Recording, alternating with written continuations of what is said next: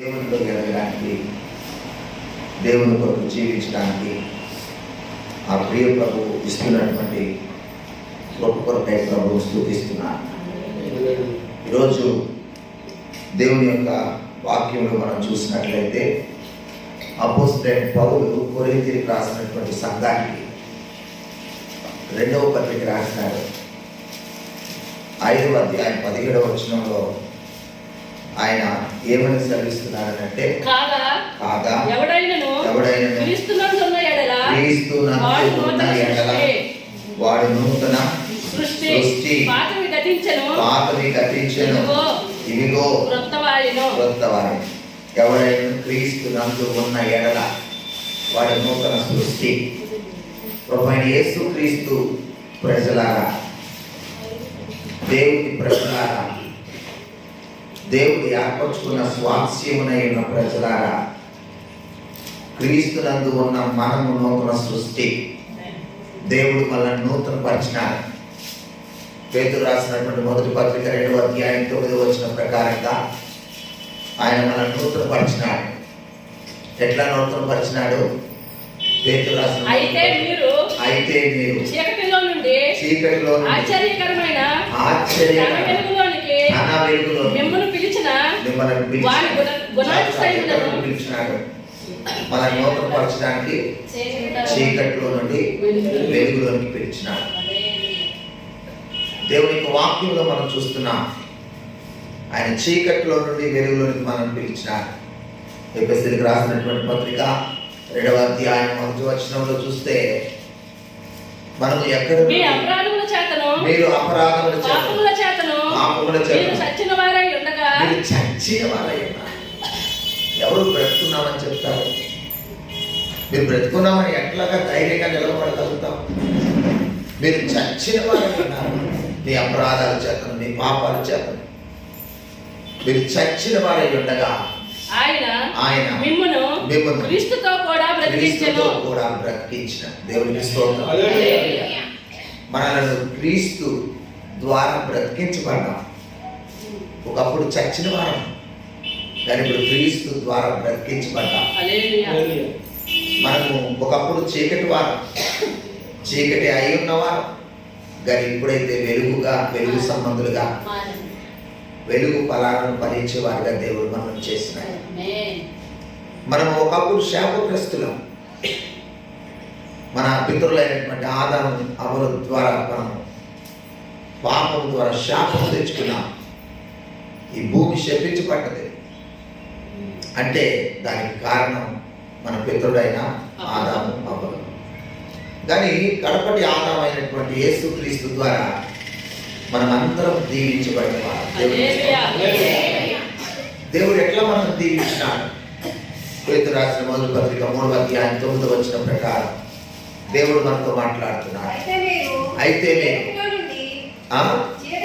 3వ అధ్యాయం 9వ వచనం,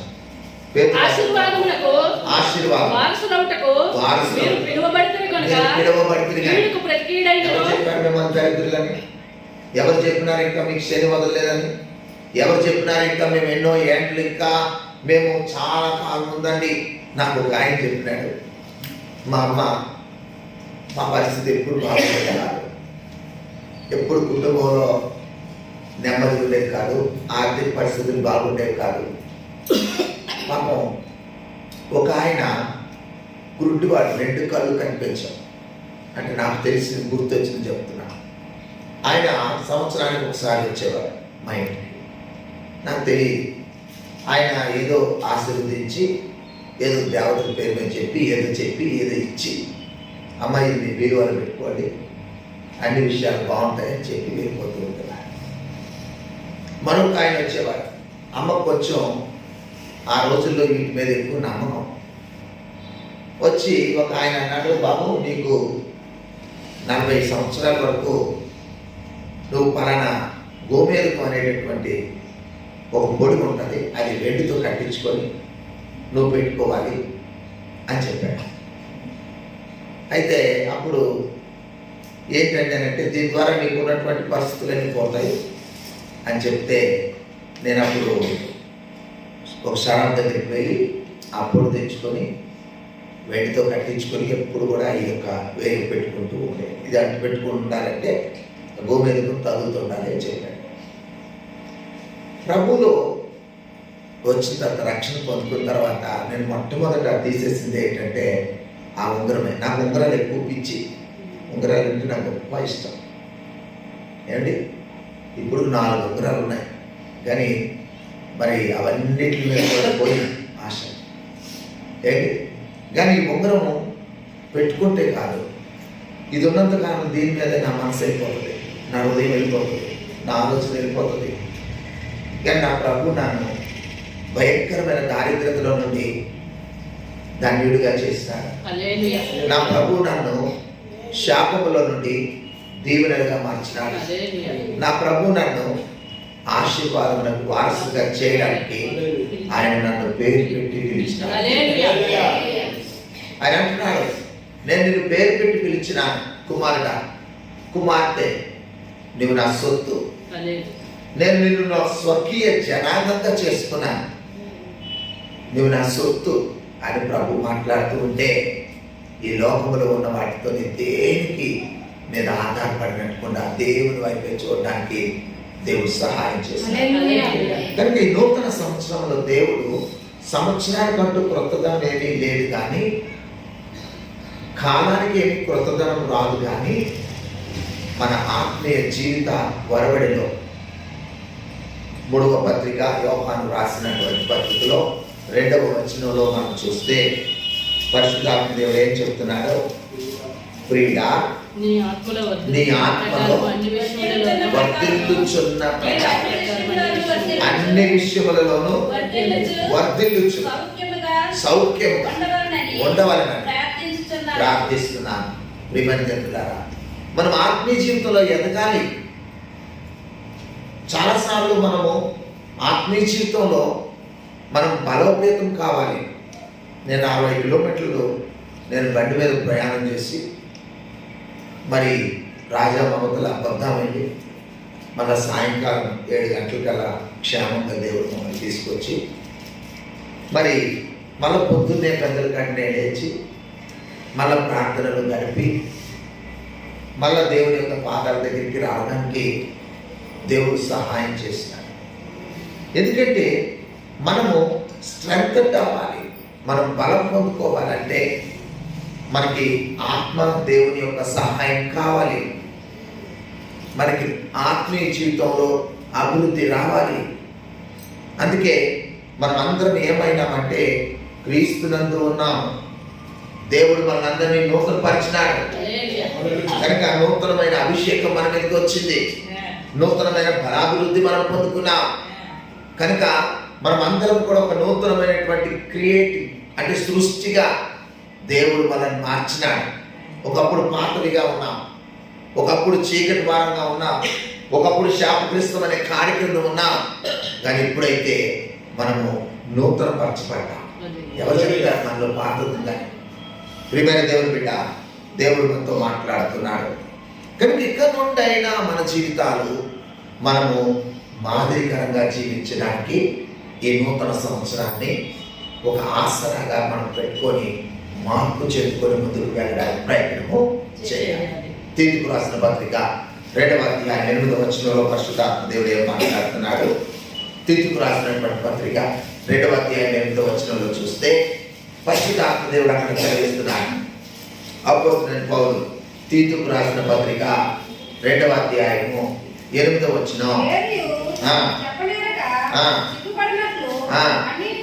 అన్నిటి నిన్ను నీవే ఏమంటే అన్నిటి యందు కూడా మనము యేసుక్రీస్తు రక్తము చేత విమోచించబడినటువంటి దేవుని ప్రజలంగా ఉన్నాం.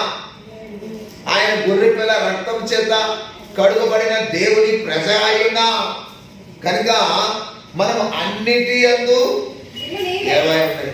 మనల్ని మనమే దేవునికి క్రీస్తు చూపించిన మాదిరిని మనం కనపరచడానికి దేవుడు మనల్ని నూతనపరిచినాడు, నూతన సృష్టిగా మార్చినాడు. బైబిల్ ఏం చెప్తుందనంటే మనము దేవుని కొరకు మాదిరికరంగా జీవించవలసిన అవసరం ఉంది. మనము మాదిరిగా పెట్టుకోవడానికి మన ముందు అనేక మంది ప్రభు జీవితాలను మార్చి ప్రభు యొక్క విశ్వాస జీవిత యాత్రలో కొనసాగించబడి ప్రభు యొక్క విశ్వాస జీవితంలో మరి భక్తులుగా చేయబడి దేవుని చేత దేవుని రాజ్యమునకు వారసులైన వారు చాలా మంది బైబిల్ గ్రంథంలో ఉన్నారు. దేవుని యొక్క వాక్యంలో చూస్తున్నాం. యాకోబు రాసిన పత్రిక 5వ అధ్యాయం 10వ వచనంలో బైబిల్ ఏం చెప్తుందో ఒకసారి చూడండి. దేవుని యొక్క వాక్యం ఏం మాట్లాడుతుంది? నా సహోదరులారా, ప్రభువు నామమున బోధించిన ప్రవక్తలను శ్రమానుభవమునకు మాదిరిగా పెట్టుకోండి. దేవుడి వాక్యం ఏమంటుంది? మన ముందు ఉన్నటువంటి అనేక మంది ప్రవక్తలు ఉన్నారు. వారిని మనం ఎలా పెట్టుకోవాలి? ప్రభువు నామమున బోధించిన ప్రవక్తలను, వారి శ్రమానుభవములను నాకు ఓపికకు మాదిరిగా పెట్టుకొని. ఓపిక ఈరోజు మన జీవితంలో చిన్న శ్రమ వస్తే కూడా మన ప్రార్థన ఆత్మీయ జీవితంలో వెనుకబడిపోతాం. ఏంటి గమనించండి ప్రియమిత్రులారా, మనము మాదిరిగా పెట్టుకోవాల్సిన అవసరం ఉంది మన పూర్వము ఉన్నటువంటి ప్రవక్తలను. రెండవదిగా చూస్తున్నాం బైబిల్ గ్రంథంలో పరిశుద్ధాత్మ దేవుడు మాట్లాడుతూ హెబ్రీయులకు రాసినటువంటి పత్రిక 8వ అధ్యాయము 5వ వచనంలో మనం చూస్తున్నాం. దేవుని వాక్యం ఏం మాట్లాడుతుంది? మోషే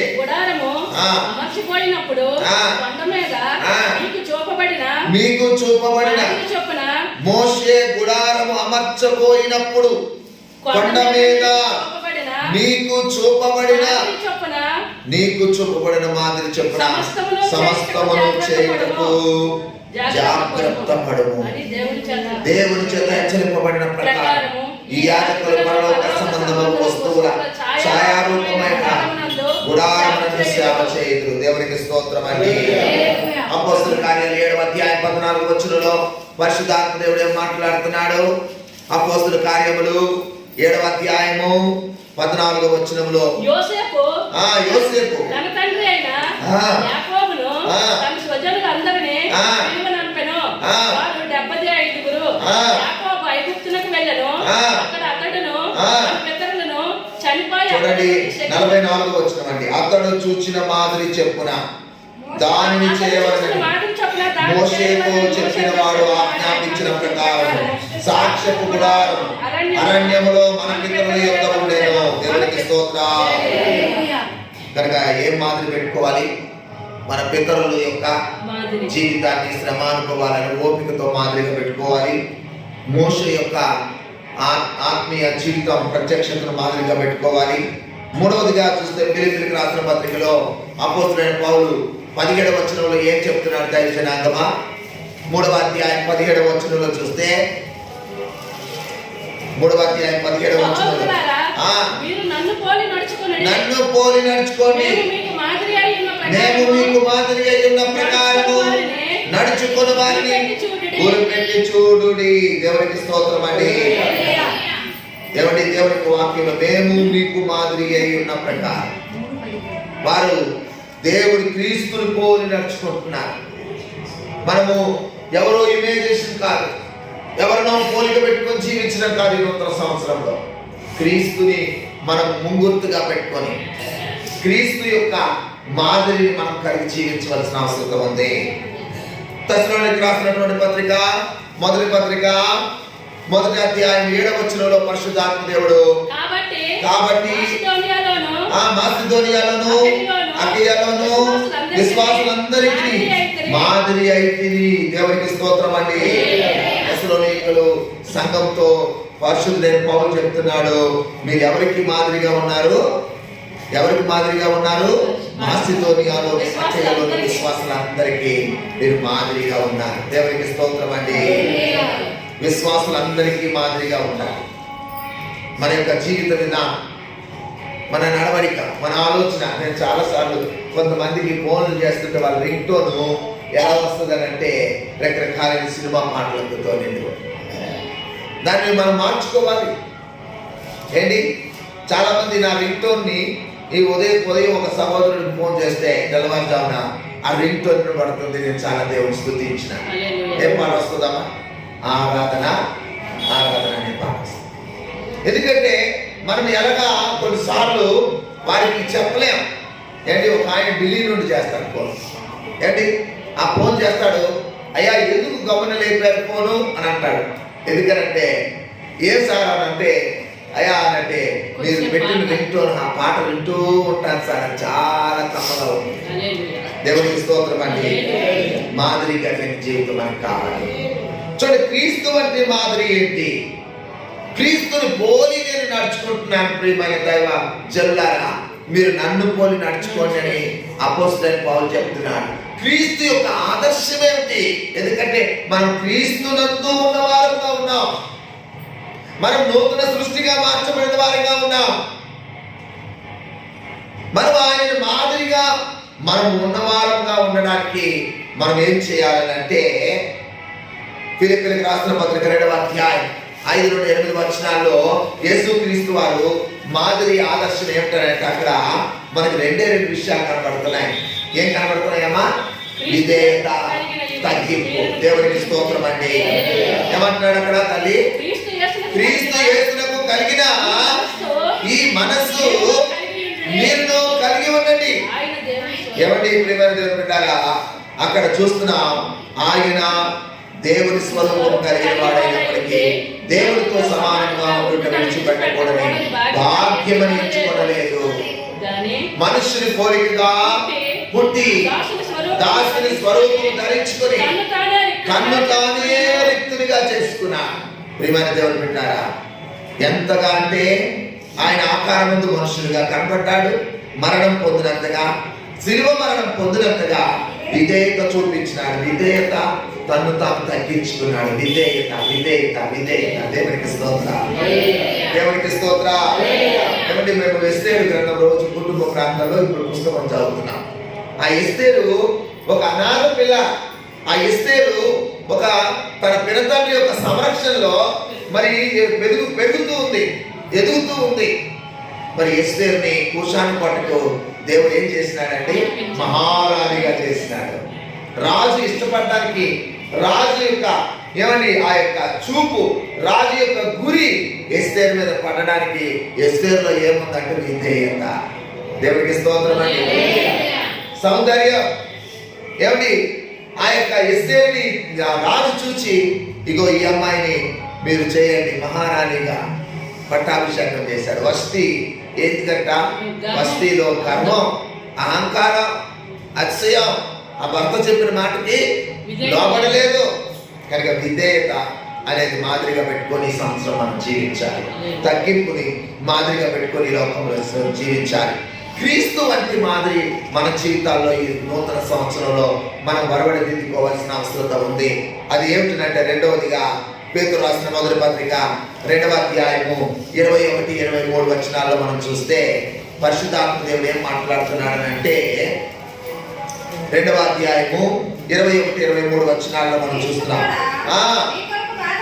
ఏమంటే, క్రీస్తు కూడా మీ కొరకు బాధపడి మీరు తన అడుగు జాడలేదు నడుచుకున్నట్లు మీకు మాదిరి ఇచ్చిపోయిన. ఆయన పాపం చేయలేదు, ఆయన నోట ఏ కపటం కనబడలేదు, ఆయన దూషించబడినప్పటికీ బదులు దూషించలేదు, ఆయన శ్రమ పెట్టబడినప్పటికీ బెదిరింపక న్యాయముగా తీర్పు తీర్చు దేవునికి తన్ను తాను అప్పగించుకొనెను. దేవునికి స్తోత్రాలు. తన్ను తాను అప్పగించుకున్నాడట. సహించినాడు, హింసను భరించినాడు. సహించాలి. వాళ్ళు చెప్పిన మాటలు, వీళ్ళు చెప్పిన మాటలు, వారు పెడుతున్న వేదన, ఆ మానసికమైన టార్చర్, ఆ భయంకరమైనటువంటి పరిస్థితులు వస్తున్నప్పుడు మన హృదయంలో మనం ఏం కలిగి ఉండాలి? సహించాలి. ప్రభా, నీకు కలిగిన మాదిరి అంతా ఇచ్చే ప్రభా. వాళ్ళు ఏదో అన్నారని మనం దూషించకూడదు, బదులు దూషించలేదు. ఏమండి, ఆయన ఏ బదులు చెప్పలేదు. శ్రమ పెట్టబడినప్పటికీ పెట్టబడి బెదిరింపక న్యాయంగా తీర్పు తీర్చు దేవునికి తను తాను అప్పగించుకున్నాడు. అది గొప్ప మాదిరిగా మనకు కనిపిస్తుంది. క్రీస్తులో మనకు కనిపించింది ఏంటి? విధేయత, తగ్గింపు. యేసయ్య అన్నాడు, నేను సాత్వికుడను, దీన మనసు గలవాడు. మీరు నా యొద్దకు వచ్చి మీ కాడి ఎత్తుకొని మీరు నేర్చుకోండి అని అన్నాడు. రెండవది ఏమంటున్నాడు? ఆ యొక్క సహించుట, హింసలో కూడా ఆయన భరించడం యేసయ్య మనకి మాదిరిగా ఉన్నాడు. మూడవదిగా చూస్తున్నాం, యేసయ్య మనకి ఎలాంటి విషయంలో మాదిరిగా ఉన్నాడంటే యోహాను సువార్త 13వ అధ్యాయము యోహాను సువార్త 14-17 వచనాలు పరిశుద్ధాత్మ దేవుడు సెలవిస్తున్నారు. 13వ అధ్యాయము యోహాను సువార్త 14-10. కాబట్టి ప్రభువును బోధకుడైన నేను మీ పాదములు కడిగిన ఎడల మీరు ఒకరి పాదములు ఒకడు కడగండి. ఇంకా నేను మీకు చేసిన ప్రకారము మీరు చేయవలను. మీకు మాదిరి అండర్లైన్ చేసుకోండి. మీకు మాదిరిగా నేను ఇలా చేస్తున్నాను. అక్కడ ఏం కనబడుతుంది? అనకువ ఏంటి? వాట్సాప్ ఏంటి? కొన్ని సంఘాల్లో పెద్ద ఆఫీసర్స్ ఏమిటి, వాళ్ళు ప్రతి వారం కూడా వారి భార్య భర్తలు స్త్రీల దగ్గర ఒకరు, పురుషుల దగ్గర ఒకరు ఉంటారు. ఎక్కడ చెప్పులు మనం తీసుకొని వస్తే చెప్పులు లోపల పెట్టి టోకెన్ ఇస్తారు. ఏంటి, వాళ్ళు పెద్ద మరి చదువులు చదువుకున్నప్పటికీ, ఉన్నతమైన స్థానంలో ఉన్నప్పటికీ, పెద్ద కార్లలో వచ్చినప్పటికీ వాళ్ళు కొన్నిసార్లు వాళ్ళు క్రీస్తు మాదిరిని మనం కొన్నిసార్లు చూడగలుగుతాం. క్రీస్తులు అక్కడ ఏం కనబడితే ఆయన తన శిష్యుల పాదాలను కడిగినాడు. అనకువ మన ఒక మీటింగ్ మేము రామోలో పెట్టినాం. ఇండియన్ క్రిస్టియన్ సెక్యులర్ పార్టీ అని ICSP వాళ్ళు పెద్ద సేవకుడు ఒక ఆయన వచ్చినాడు. ఒక 30 మంది 50 మంది పాస్టర్స్ ముఖ్యమైన వాళ్ళు వచ్చినారు ఆయా ప్రాంతాల నుండి. వాళ్ళు చూస్తే ఎవరికి అక్కడ ఉండే కుర్చీలు తక్కువ. మేము అన్ని కుర్చీలు వేసినాం. అసలు అది కండక్ట్ చేసింది నేను, అందరినీ పిలిచింది నేను, అక్కడ ఏర్పాటు చేసింది నేను. అంత దూరం నుండి వాళ్ళందరూ వచ్చింది నా కొరకు, నేను పిలిచిన పిలుపు కొరకు వచ్చినారు. కానీ ఎవరు కుర్చీ లేకపోయినా మేము కుర్చీయే కావాలని కూర్చుంటామా? రిమైండ్ జరుగుతారా? వెళ్ళిపోయి బయట అక్కడ ఉందన ఇక్కడ చట్టం మీద కూర్చున్నాం. కొన్నిసార్లు మనం క్రీస్తు చూపిన మాదిరి, అయ్యో నాకు ఈ స్థానం ఉండాలి, నాకు ఈ ప్రాముఖ్యత ఉండాలి, నాకు ఈ ప్రాధాన్యత ఉండలేదు అనేటటువంటి మన జీవితాలు ఎప్పుడు కనిపించకూడదు. మనం ఒకరి పాదములు ఒకరు కడుగుకునే అంతగా మనం అనుభవ కలిగి మనం ఎప్పుడైతే మనం జీవిస్తామో దేవుడు మనం ఎక్కలేనంత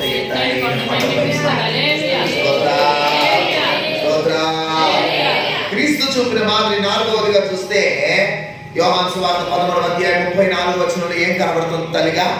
34వ వచనంలో మనం మీరు ఒకరిని ఒకరు ప్రేమింపవలనని మీకు క్రొత్త ఆజ్ఞ ఇచ్చుచున్నాను.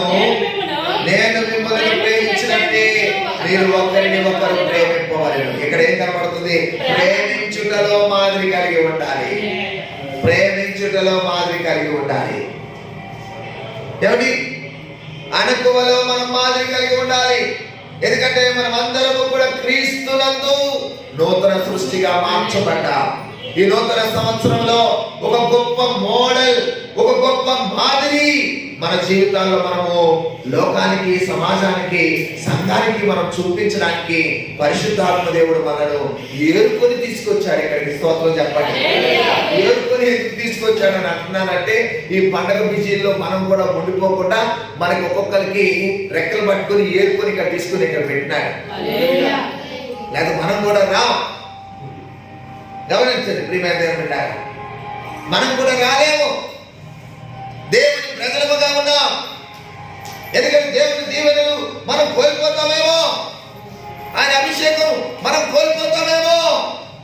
కనుక దేవుని ప్రేమించుటలో ప్రభు అయిన యేసుని మాదిరిగా చూసుకోవాలి. 5వదిగా చూస్తే మన జీవితంలో పేతురు రాసిన మొదటి పత్రిక 1వ అధ్యాయము 14 నుండి వచనాలు చూస్తే అక్కడ పేతురు గారు ఏమంటున్నారు నాన్న? మొదటి పత్రిక 1వ అధ్యాయము 14వ వచనం నుండి, నేను పరిశుద్ధుడై ఉన్నాను కనుక మీరు పరిశుద్ధులై ఉండుడని వ్రాయబడి ఉన్నది. కాగా మీరు విధేయులైన పిల్లలై మీ పూర్వపు అజ్ఞాన దశలో మీకుండిన ఆశలను అనుసరించి ప్రవర్తింపక మిమ్మల్ని పిలిచిన వాడు పరిశుద్ధుడై ఉన్న ప్రకారము మీరును సమస్త ప్రవర్తన యందు పరిశుద్ధులై ఉండండి. హల్లెలూయా, హల్లెలూయా. మన లోకస్తుల వలె మనం మాట్లాడే బూతులు, సరసోక్తులు, అల్లరితో కూడిన ఆటపాటలు ఇవన్నీ మనం వినలేము. ఎవడి లోకంలో చూస్తే, టీవీలో చూస్తే మనకు వచ్చేవన్నీ ద్వంద్వ అర్థాలతో కూడినటువంటి పదజాలాలతో కూడినటువంటి మాటలే. ఎందుకంటే మన యొక్క దేవుడు పరిశుద్ధుడై ఉన్నాడు కనుక పరిశుద్ధతలో ఆయన మాదిరి మనకి, ఆయన వంటి మాదిరి లోకంలో ఎవరు కూడా లేరు. కనుక పరిశుద్ధ జీవితంలో మనం ఈ నూతన సంవత్సరంలో మనము యేసుక్రీస్తుని మాదిరిగా పెట్టుకొని ఆయన ఎట్లా మాట్లాడినాడో, ఎట్లా చూచినాడో, ఎట్లా తలించినాడో, ఎట్లా నడిచినాడో, ఎలా జీవించినాడో అలాంటి జీవితం యొక్క ఒక రోల్ మోడల్ పెట్టుకొని మనం నడడానికి ఈ సంవత్సరం దేవుడు మనకి ఒక గొప్ప గుర్తుగా మనకి ఇస్తూ ఉన్నాడు.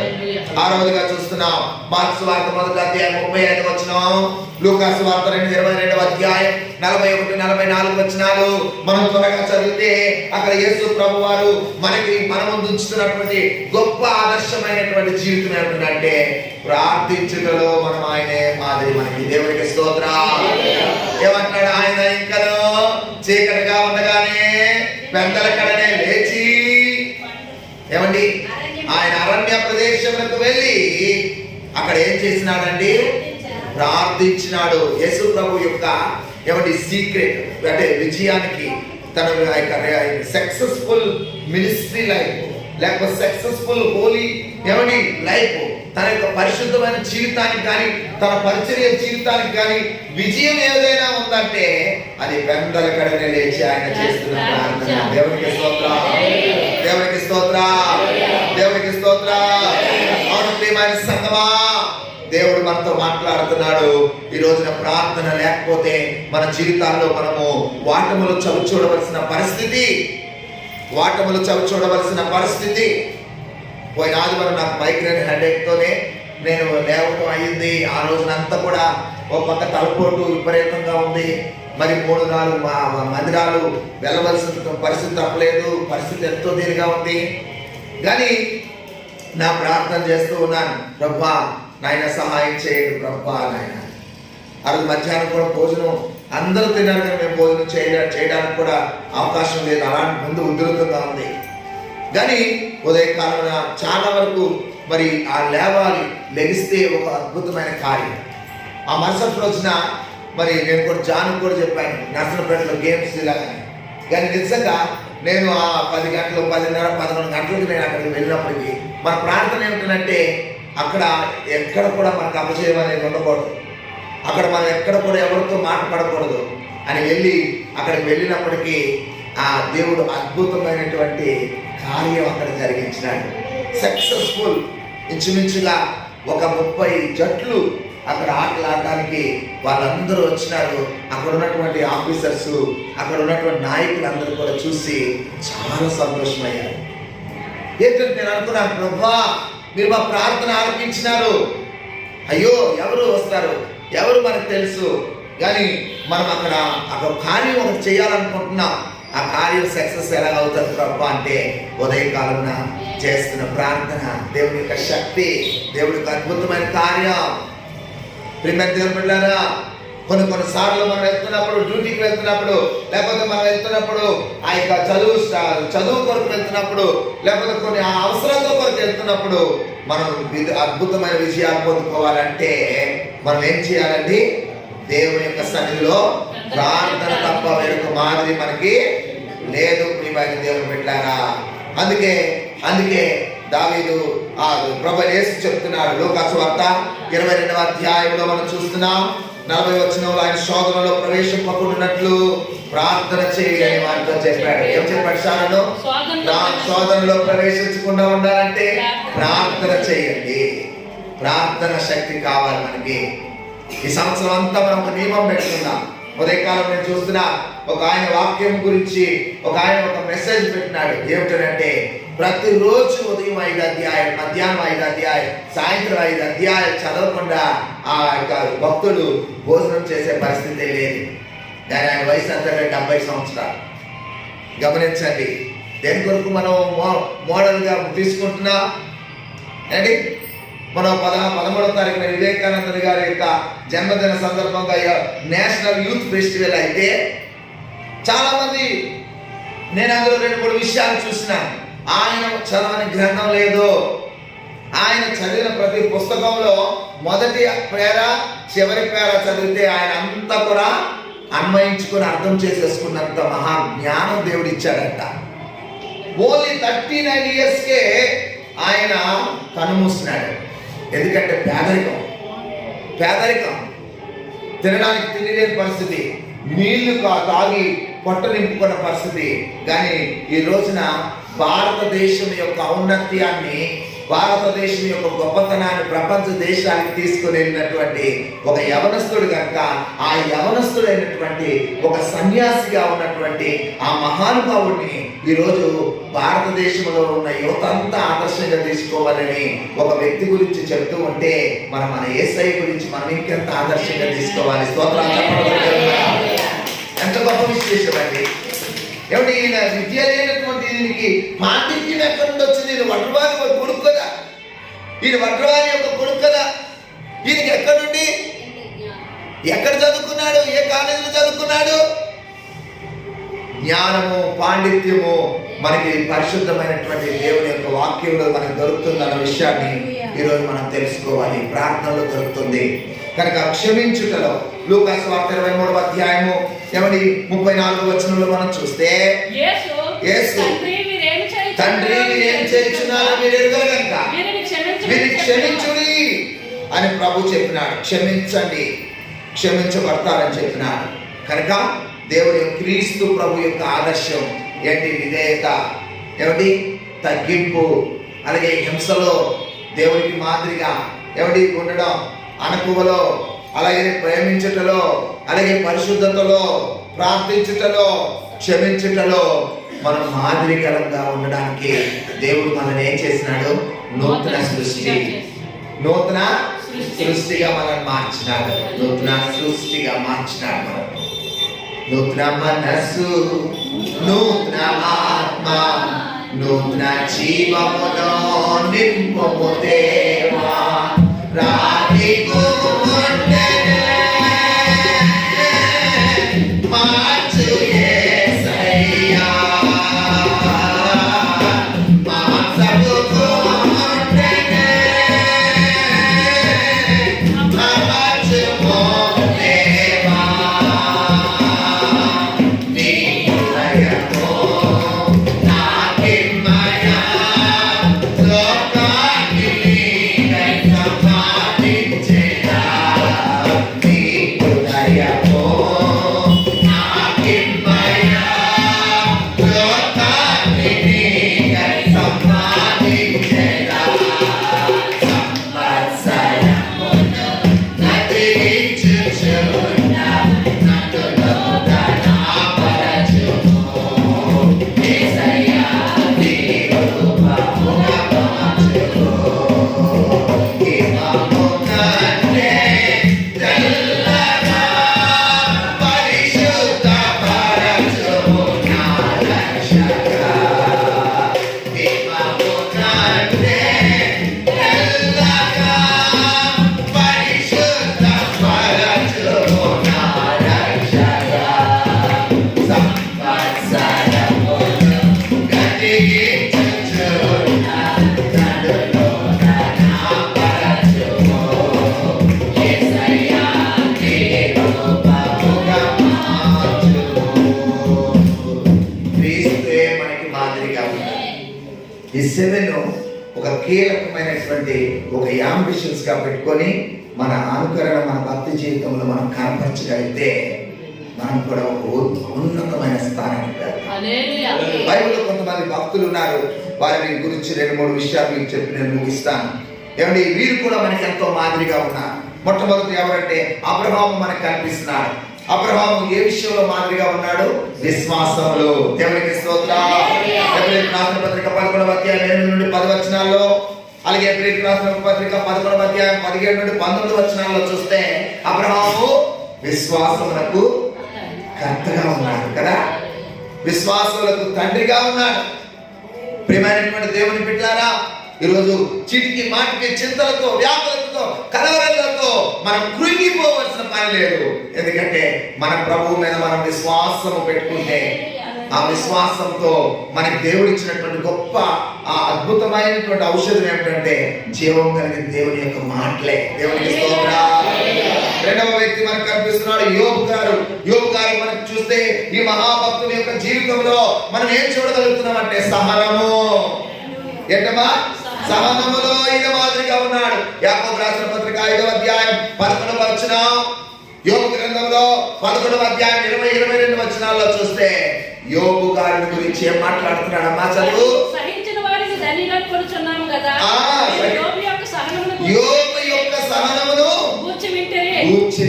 ఆయన ఎంతో జాలియో కనికరమునో గలవాడని మీరు తెలుసుకొని ఉన్నారు. సహనము, చాలా సహనములు ఆయన మనకు ఒక మాదిరి చూపిస్తున్నాడు. యేసేపుని గురించి చూస్తున్నాం. యేసేపుని గురించి చూస్తే ఆయన పవిత్రతలో, క్షమించుటలో మనకి మాదిరిగా ఉంచిపోయినాడు. దేవునికి స్తోత్రం అండి. ఏమండి? ఆదికాండం 39వ అధ్యాయము 8-10 వచనాల్లో మనం చూస్తే ఏమండి 50వ అధ్యాయము 15-21 వచనంలో చూస్తే మరి యేసేపుకి ఎంత పెద్ద శోధన వచ్చింది. ఆ యజమానురాలే ఏమంటుంది? నాతో సైనించు. ఏమండి? నాతో పాపం చేయు. ఒక యవనస్తుడైనటువంటి వ్యక్తిని శోధిస్తూ ఉంటే ఆ యొక్క యేసేపు ఏం చేసినాడంటే ఆయన ఒప్పక దూరముగా పారిపోయినాడు. దేవునికి స్తోత్రం అండి. అంటే పవిత్రతలో తన అన్నదమ్ములు గోతులో దోసేసినాడు, తన అన్నదమ్ములు ద్వారా అమ్మబడ్డాడు, తన అన్నదమ్ముల ద్వారా చెరసాలకు వెళ్ళాడు, తన అన్నదమ్ముల ద్వారా బానిసగా మారాడు, తన అన్నదమ్ముల ద్వారా ఎన్నో విధాలుగా తన తండ్రి ప్రేమకు దూరం అయినప్పటికీ, కుటుంబానికి దూరం అయినప్పటికీ అన్నదమ్ములను ప్రేమతో సాకినాడు. దేవునికి స్తోత్రం. క్షమించినాడు. దేవునికి స్తోత్రం అండి. మోషే కూడా మనకి మాదిరిగా ఉన్నాడు.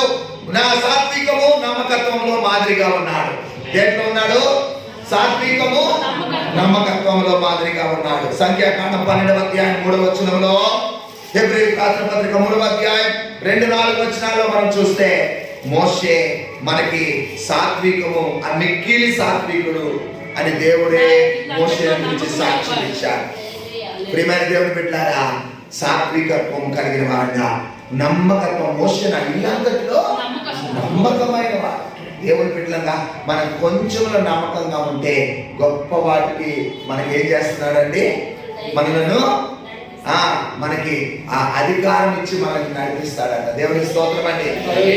పాస్టర్ గారేంటి నాకు ఈ యొక్క బాత్రూములు కడిగే పరిచర్య అప్పచెప్పినారేంటి, లేదా ఈ చెప్పుల దగ్గర పరిచర్య అప్పచెప్పినారేంటి, ఈ వాయిద్యాలు కూర్చునే దగ్గర నాకు అప్పచెప్పినారేంటి? అవునండి, ఒకప్పుడు ఆ చెప్పులు ఎత్తే దగ్గర, ఆ యొక్క బాత్రూములు కడిగే దగ్గర ఉండే మొట్టమొదటి వ్యక్తి నేనే. నా బైబిల్ కాలేజీలో మేము 20 మందిని బైబిల్ కళాశాలలో ఉంటే ఆ రోజు కూడా బాత్రూములు తుడిచి కడిగి, నేను మొట్టమొదటి లేచి బాత్రూమ్ కడిగి స్నానం చేసి నీళ్లు బట్టి అక్కడ పెట్టుకొని, భయంకరమైనటువంటి పరిస్థితి. రెండవది ఏంటంటే ఆ యొక్క డీన్ గారు, నోవారాజు గారు ఆయన పేరు, ఆయన భార్య నన్ను ప్రేమించేవారు. నెలల తరబడి అక్కడ ఉన్నటువంటి వాళ్ళందరికీ మెస్ చేయడానికి నమ్మకత్వం. వాళ్ళు ఆ రోజుల్లో 10 రూపాయలు ఇస్తే ₹10 పాపం మిగిలితే మనం తిరిగి అమ్మగారికి ఇచ్చేసేవారు. ఏమంటే జ్ఞాపకం చేసుకుంటున్నారా ప్రియమంటారా? ఎందుకంటే అంత చక్కగా, అంత లెక్క మీద, అబ్బాయి ఎలా లెక్క మీద ఒక్క మెతుకు మిగలకుండా, మరి పారేయకుండా నువ్వు ఎలా చేస్తున్నావు అని అనేవారు. ప్రియమంటారా, గమనించండి, మన జీవితం నమ్మకత్వం కావాలి.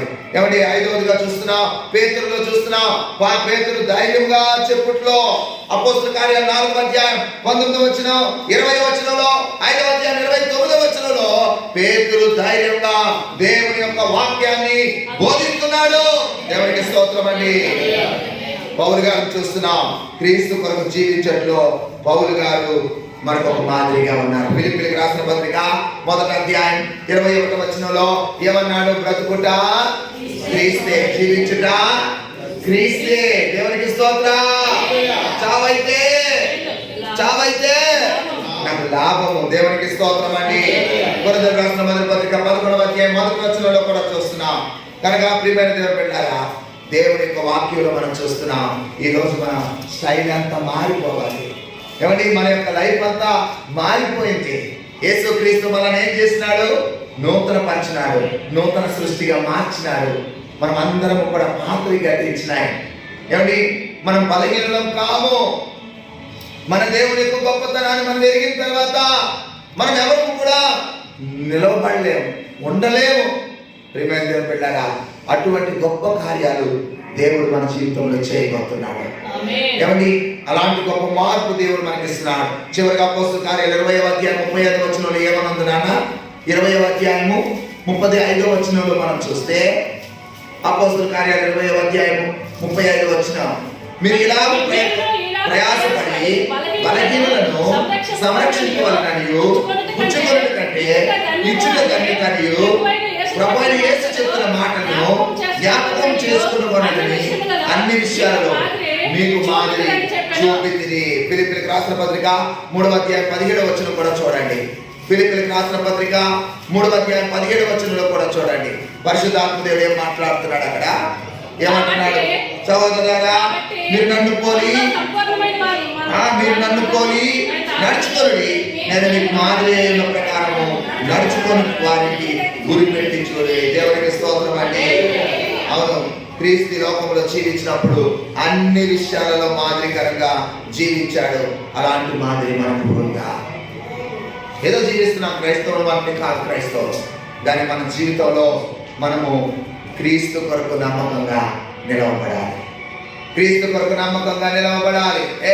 రాజు గారు ఎన్ని రకాలైనటువంటి భోజనాలు పంపించినా, ఎంత ఫెసిలిటీస్ ఇచ్చినా, ఏమండి, ఆ యొక్క నలుగురు యవనస్తులు మాత్రం వాడి వేటిలో కూడా రాజీ పడలేక పుట్టుకోలేదు. కానీ దేవుడు వారిని ఎంతగా ఆశీర్వదించినాడంటే ఆ రాజ్యంలో ప్రధానులతో కలిపి ఉన్నతమైన స్థానంలో నిలవబెట్టినాడు. ఎవడి షడ్రకు మెషకు అబేద్కనోను దానియేలును. దేవునికి స్తోత్రం అండి, దేవునికి స్తోత్రం అండి, దేవునికి స్తోత్రం అండి. దానియేలు దేవుడు జీవము కలిగిన దేవుడు, దానియేలు దేవుడు జీవము కలిగిన దేవుడు. శాసనం చేసి ప్రకటన చేసేయండి అని చెప్పాడు. ప్రియమైన దేవుని బిడ్డలారా, దేవుడు నిన్ను బట్టి, నీ జీవితాన్ని బట్టి, మనల్ని బట్టి అగుపించాలి ప్రజలకి. అప్పుడే మనం 100% అబ్రహాం లాగా అన్ని విషయాల్లో ఆశీర్వాదాలతో నింపబడతాం. ఒక యాంబిషన్ లేకపోతే ప్రభువా నన్ను దీవించు, నన్ను దీవించండి, కానీ ప్రభువా నేను నీకు మాదిరికరంగా జీవించి నేను ఆదర్శంగా తీసుకొని నీ యొక్క నామాన్ని ప్రకటన చేసే వ్యక్తిగా నన్ను బ్లెస్ చేయ ప్రభువా. అబ్రహాముని అన్ని విషయాలు ఆస్వాదించిన, అనేక జనములకు నిన్ను ఆశీర్వాదకరంగా చేస్తున్నానని చెప్పినప్పుడు అబ్రహాము వలె నిన్ను కూడా చేయడానికి ఆయన సిద్ధంగా ఉన్నాడు. అలాంటి కృప పరిశుద్ధాత్మ దేవుడు నీకు కూడా ఇవ్వాలంటే మోకాల మీద నిలవబడండి. మీ కుటుంబాలలో మీరు ఉన్న చోట్ల, మీరు ఈ వాక్యం వింటున్న సమయంలో మీరు మోకాల మీద నిలవబడి ప్రభు దగ్గర అడగండి, ప్రభువా ఈ నూతన సంవత్సరంలో, ఈ నూతన సృష్టిగా నువ్వు నన్ను మార్చినావు కదా, ఇదిగో ప్రభువా నేను నీ కొరకు మాదిరికరంగా జీవించడానికి, నిన్ను మాదిరిగా పెట్టుకొని, నిన్ను ఆదర్శంగా చేసుకొని, అవును ప్రభువా నా జీవితంలో నాయన విధేయత కలిగిన జీవితం, సహింపు కలిగిన జీవితం, అనుభవం కలిగిన జీవితం, ప్రేమించగలిగిన జీవితం, క్షమించగలిగిన జీవితం, పరిశుద్ధత కలిగిన జీవితం, ప్రార్థించగలిగిన జీవితం నువ్వు నాకు దయచేయండి. పరిశుద్ధాత్ముడా నువ్వు నాకు దయచేయండి, నన్ను వాడుకోండి, నన్ను వాడుకోనండి ప్రభువా. నువ్వు నన్ను నీ రక్తం చేత కడిగి నీ యొక్క సొత్తుగా నన్ను కొనుక్కున్నావు తండ్రి. నీ రక్తం చేత నన్ను కడిగి నీ సొత్తుగా నన్ను మార్చుకున్నావు తండ్రి. నాలో నూతన హృదయాన్ని అందించినావు, నా మీద నూతన ఆత్మను కుమ్మరించినావు, నాలో శుద్ధ జలను ప్రోక్షించినావు, నా పాపమునంతా నా శాపమునంతా తీసివేసిన యేసయ్యా. నేను ఈ భూమిని విడిచినప్పటికీ, ఈ జీవితాన్ని ముగించినప్పటికీ కొన్ని లక్షల వేల కోట్ల మందికి ఆశీర్వాదకరంగా నన్ను మార్చు, దీవెనకరంగా నన్ను మార్చు. నువ్వు నన్ను ఎందుకు తెరుచుకొచ్చావు, నన్ను ఎందుకు నా తల్లిగర్భంలో పెట్టినా, నన్ను ఎందుకు ఈ లోకంలో జన్మింపజేసినావు, నాకు ఒక పేరు పెట్టి నువ్వు ఎందుకు పిలిచినావు, నా పేరుకి నా జీవితానికి ఒక సార్థకత నాకు కావాలి. ప్రభా దేవా నీవు నన్ను జ్ఞాపకం చేసుకోనండి, నీ ఆత్మతో నన్ను నింపండి అని అడగండి. నోరిప్పి మీరు నోరు విప్పాలి. మీరు నోరు విప్పి మీరు దేవుడి దగ్గర అడిగితే దేవుడు గొప్ప కార్యాలను జీవితాలు చేయబోతున్నాడు. దేవుడు గొప్ప కార్యాలను జీవితాలు చేయబోతున్నాడు. జీవం కలిగిందావా, గొప్ప కలిగిన తండ్రి. ఎంతమంది అయితే నూతన సృష్టిగా మార్చబడి, ఎంతమంది అయితే ఒక గొప్ప నిశ్చయతతో ఇగో ఈరోజు ఈ యొక్క 16వ దినమందు నాయన అభిషేకం పొందుకొని అన్యజనుల వలె లోకంలో ఉండిపోక, పండగలలో కలిసిపోక, లోక సంబంధమైన కార్యాలలో తినుము త్రాగుము సుఖించుము అన్న ధోరణిలో వారి జీవితాలు భ్రష్టత్వానికి పాపత్వానికి నాయన అప్పగింపబడక నాయన వారు నూతన సృష్టిగా మార్చబడడానికి నువ్వు ఇచ్చిన కృప కొరకై నీకు వందనాలు స్తోత్రాలు చెల్లించుకుంటూ యేసుక్రీస్తు శక్తి కలిగిన నామములో ఈ వర్తమానం ద్వారా వాక్యం ద్వారా ప్రతి ఒక్క యవనస్తులు, ప్రతి ఒక్క స్త్రీ, ప్రతి ఒక్క పురుషుడు, ప్రతి ఒక్క విశ్వాసి క్రీస్తునందు నూతన పరచబడి క్రీస్తుని ఆదర్శంగా తీసుకొని అబ్రహాం గారిని, మోషే గారిని, యోబు గారిని, అలాగే పౌలు గారిని, ఇదిగో పేతురు గారిని నాయన ఇదిగో ప్రభువా నాయన ఒక గొప్ప మాదిరి పెట్టుకొని జీవించడానికి కృప చూపించమని యేసుక్రీస్తు నామములో ప్రార్థించి ఆశీర్వదిస్తున్నాం తండ్రి. ఆమేన్. ఆమేన్.